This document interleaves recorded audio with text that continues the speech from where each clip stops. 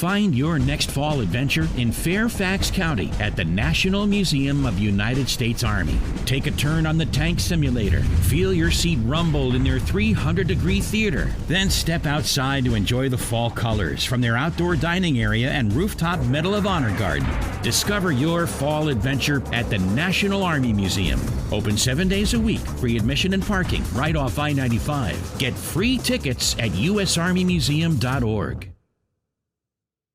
The FIFA World Cup is live on Sky Sports. Oh, what a goal! See every game of football's ultimate showcase. Glorious! You need to subscribe to Sky Starter and Sky Sport to watch this premium content. For details, see sky.co.nz. Welcome to Football FIFA with Jason Pine. Powered by News Talk ZB and Sky Sport, the home of the FIFA World Cup. All 64 matches live.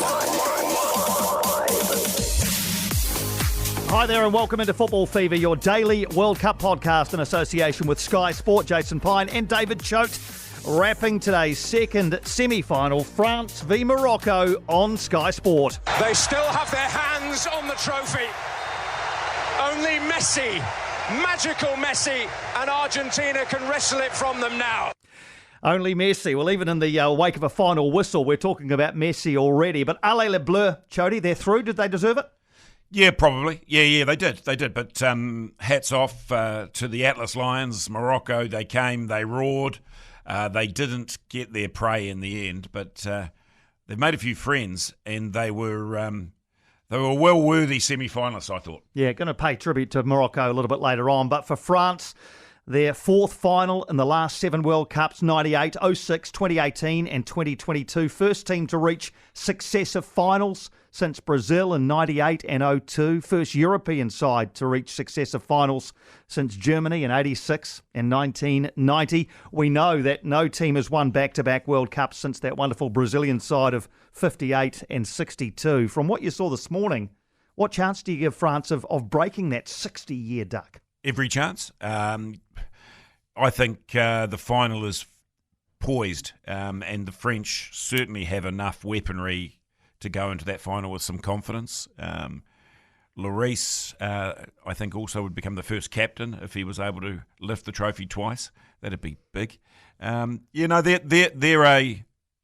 a good side, a very good side. And the Mbappe factor, a bit like the Messi factor, will loom large in the final. That'll be all the headlines, won't it? It'll be the two big M's. We'll have to find M and M's. We'll have to find some more M words. But Theo Hernandez with the early goal for France, exactly what they were after on Sky Sport. Mbappe!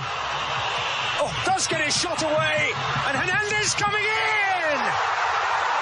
Well, he threatened to be the villain of the piece against England, but how quickly the fortunes can change in World Cup football. Theo Hernandez scoring after 4 minutes 39 seconds, the earliest goal scored by any side in a World Cup semi since 1958. The first opposition player to score against Morocco at this World Cup. Exactly what they were after, wasn't it, really? Because the longer it was 0-0, the more Morocco would have fancied themselves. It was only 4.5 minutes and it wasn't 0-0 anymore. Changed the face of the game. The Mbappe threat was obvious in the goal. Does that go down as an assist? I'm not sure. It was a shot that Mbappe was skewed wide, deflected to Hernandez.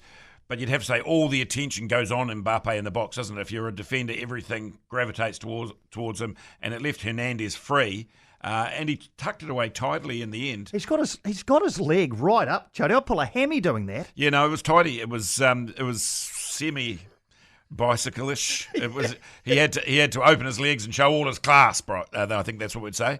He stretched himself up and slammed it past the keeper. The keeper might reflect old Bono, whether he could have come and just kept coming. Yeah. But 4 minutes gone and the Lions have to chase the game. Yeah, and the very sad sight of Captain Roman Saisi having to go off, heavily strapped in the lead up to this game, outpaced by Giroud. I think when you're getting outpaced by Giroud, it's time to wander off. But I mean, the biggest game of his life for the Moroccan captain. Very sad to see him go off. And the second change, sort of within the opening 20 minutes, they lost before kick-off, although warmed up heavily, the other defender who I've lost his name, but that's okay. And Seiss was man-mountain for them. But, I don't know if you looked at the replay of that Giroud running away from him.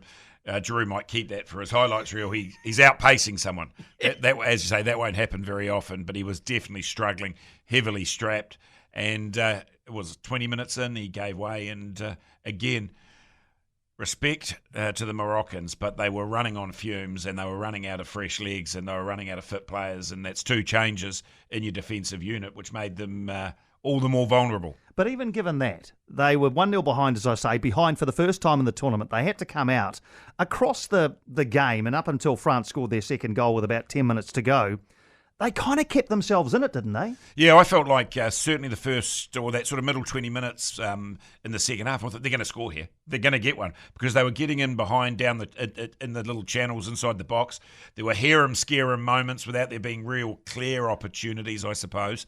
But I just felt like they're going to nick one here, and it's going to be all on again. But the second goal kills you, as it often does. Yeah, indeed. The bicycle kick from centre-back Jawad El Marique for Morocco into the first half hits the post. Lloris maybe gets a couple of fingers on it, which might be crucial.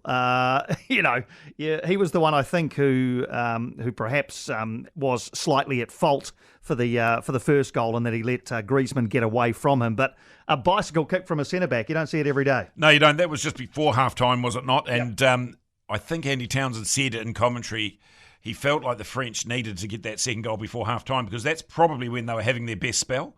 There were chances for Giroud in particular. I think missed one, flash one past the post, and then if you're going to get undone by a bicycle from a centre back, you're in territory that you wouldn't want to be in. That would be a bad look for you. But they didn't get it. But they came out in the second half, Morocco, and kept on huffing and puffing. Yeah, they did, but they couldn't quite find that equaliser. France, incidentally, have never lost a World Cup match when they've led at half-time. 26 times they have won and drawn once of the 27 times they've been ahead at half-time. And they secured the game in the 79th minute on Sky Sport. Mbappe, those dancing feet, it must be! Kolo Muani just on the field! Has made the kind of impact a substitute dreams of. Randall Kolo Muani, 44 seconds after he came on, he's put in the back of the net. He won't score an easier goal. Exactly. Super sub stuff. But again, Mbappe in the thick of it, just dragging all the attention in and creating a little bit of havoc with his pace and explosive sort of power around the box. But yeah, that's a sub that paid massive dividends for them. And from that point on, it was always late and despite they didn't give up the Moroccans, despite some flurries in extra time, it was plain sailing from there. Yeah, France 2-0 winners. Their captain Hugo Lloris, who we've mentioned a couple of times, his 19th appearance at the World Cup, equalling Manuel Neuer as the goalkeeper with the most games in the history of the competition. He'll own that record by himself, presumably on Monday when he plays in the final. Didier Deschamps, just a word on the French boss, winner as a player and a manager already.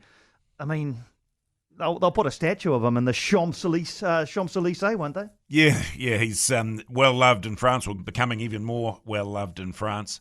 The players talk about this very strong trust value that he puts in his players and gives them the sort of the license to play. So the French are known as a race for being emotional and passionate and often imploding. Personalities getting bigger than the team. Deschamps has certainly cracked that sort of nut, if you like. He's got a team playing like a team. They appear to be very unified. No egos on show. Did you notice when they went off in their celebration? Got this weird little celebration where all the staff line up and it's almost like running the gauntlet, and they're giving everyone a decent slap on the back and a bit of a clip around the ear. They look like a team loving life, and why wouldn't you, having just qualified for a World Cup final and the chance to be history makers, go back-to-back. But their manager has a lot to do with this French side. France into the big dance. Just a word on Morocco, and they will get a lot of plaudits, topping their group. A win over Belgium during group play. They beat Spain on penalties in the round of 16, beat Portugal in the quarterfinals, first African team to reach the semi-finals, and gave a good account of themselves against France this morning, with those injuries to be taken into account. The story of the World Cup, probably, depending on what happens in the final, I guess. Yeah, there's been for probably 20 years the emergence of African football, and we always thought it might be the Cameroons. We remember back to the Roger Miller days. This was the arrival of the new sort of African wave of football. Senegal this time were much fancied, I think, as the African nation. Well, as it happens, it's the Arab nation of the African end of the scale that's really caught fire. And all the chat and all the tweets were about how many Moroccans had arrived for this game. I mean, I heard numbers as high as 60,000 of the 65,000 in the ground were.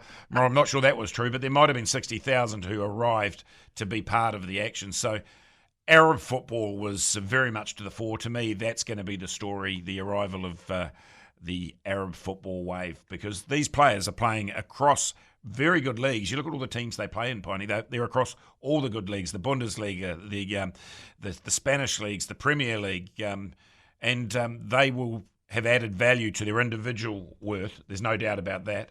In fact, it was one of the managers of one of the Spanish sides saying his phone is ringing off the hook. I imagine that is the case. Indeed. So they'll play the third and fourth place playoff now against Croatia. That is 4 a.m. Sunday morning on Sky Sport. And our 2022 World Cup final is set Monday morning, 4 a.m. Sky Sport. Argentina v France, probably the final that we all in our heart of hearts wanted. Argentina looking to deliver Lionel Messi's elusive first World Cup. France looking to be the first repeat winners since Brazil in 1962. We'll have a preview pod for you on Saturday, but just your initial thoughts about that final, Chody, and your levels of enthusiasm about it. Oh, excited. Perfect. It is the ideal matchup for me. Talked about it a lot in the potties. Europe versus the South Americans. It's the old battle. Europe's been winning that battle for a while. This one's going to be exciting. I was going to leave with it. It takes two to tango, but that's an Argentinian dance. So the big dance is coming up, and I'm getting well up for it. The FIFA World Cup is live on Sky Sports. Oh, what a goal! See every game of football's ultimate showcase. Glorious! You need to subscribe to Sky Starter and Sky Sport to watch this premium content. For details, see sky.co.nz. Find your next fall adventure in Fairfax County at the National Museum of United States Army. Take a turn on the tank simulator. Feel your seat rumble in their 300-degree theater. Then step outside to enjoy the fall colors from their outdoor dining area and rooftop Medal of Honor garden. Discover your fall adventure at the National Army Museum. Open 7 days a week. Free admission and parking right off I-95. Get free tickets at usarmymuseum.org.